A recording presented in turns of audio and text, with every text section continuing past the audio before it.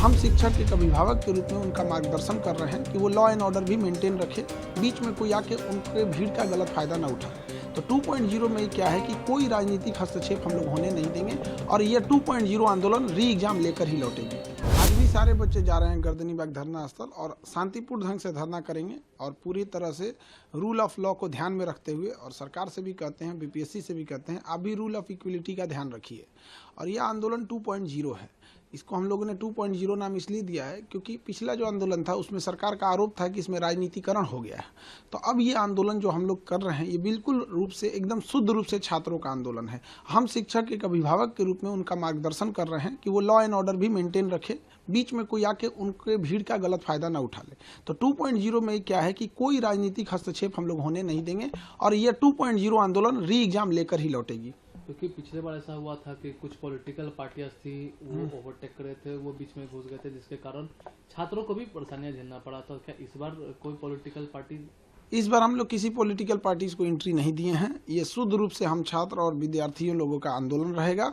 और सरकार से भी विनती करते हैं, माननीय मुख्यमंत्री नीतीश कुमार हो गए या फिर उन जो सेक्रेटरी सर हैं दीपक सर, इन दोनों लोग से विनम्र निवेदन करते हैं कि आप लोगों के सामने हम लोग हाथ जोड़ते हैं, बच्चों के भविष्य का सवाल है, री एग्जाम ले लीजिए। ये बहुत बड़े लेवल पे धांधली हुई है, इसकी जांच करा लीजिए और री एग्जाम करा लीजिए। अभी हम लोग के पास नए नए सबूत बहुत ज़्यादा मात्रा में लग रहे हैं। अभी खगड़िया और भागलपुर के सेंटर पे क्वेश्चन पे टिक लगाकर वो पास ओवर कर रहे थे। वो अब जब सीसीटीवी इंचार्ज जो था उसने इसका विरोध किया तो ज्वाइंट सेक्रेटरी कुंदन कुमार कहते हैं कि इतने बड़े एग्जाम में थोड़ा बहुत ही तो होता ही है।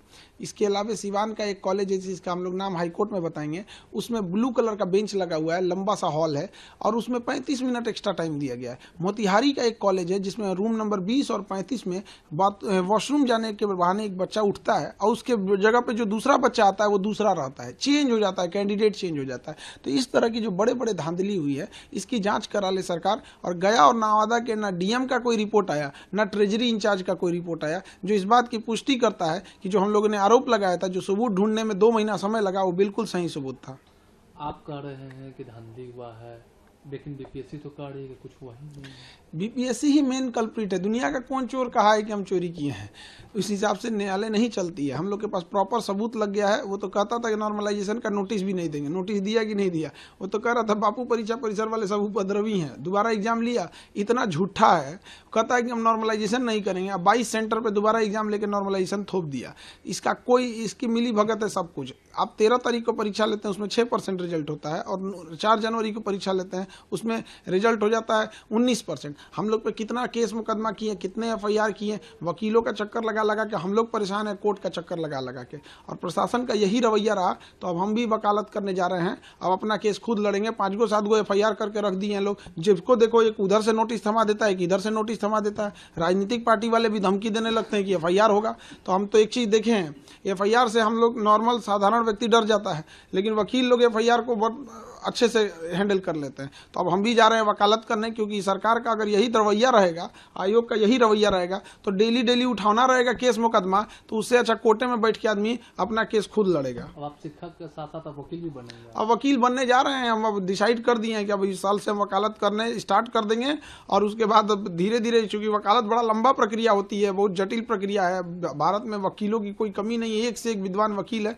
तो अब धीरे धीरे सतत प्रक्रिया है, लेकिन हम लोग को कोई बाहरी केस नहीं लड़ना है। उसी चीज का स्पेसिफिकेशन करना है कि जो बच्चों के धरना प्रदर्शन और इस सब में उनका न्याय दिलाया जा सके, ताकि उनको इधर उधर भटकना ना पड़े और उनको एक विश्वास हो कि अगर हम प्रदर्शन कर रहे हैं, पुलिस हमारे पे एफआईआर करेगी, डिटेन करेगी, अरेस्ट करेगी, जेल करेगी। तो खान सर जो उनके साथ लड़ रहे थे, कोर्ट में भी लड़ेंगे, वकील के ड्रेस में लड़ेंगे, ये वादा है। क्या कोर्ट से कितना आपको उम्मीदें है, न्याय है? क्योंकि जिस तरीके से कोर्ट में केसेस चल रहे हैं, तो क्या लगता है कितनी उम्मीदें आपको लग रहा है? कोर्ट में अब पहले नहीं लग रहा था कि हम लोग को क्या होगा क्या नहीं, क्योंकि सबूत उतना प्रॉपर हम लोग के पास था नहीं। लेकिन अब हम लोग को एकदम कंफर्म हो गया है कि अब जीत हम ही लोग की होगी, क्योंकि इस पूरे प्रोटेस्ट के दौरान हम लोगों ने बहुत सारे सबूत जुटा लिए हैं। अब ये आंदोलन 2.2 है। अब इसमें आज का दूसरा दिन है। आज फिर हम लोग जाएंगे गर्दनीबाग और शांतिपूर्ण ढंग से धरना देंगे। कितने की संख्या में आज छात्र रहेंगे? हजारों की संख्या में छात्र रहेंगे, जैसे पिछली बार भी थे।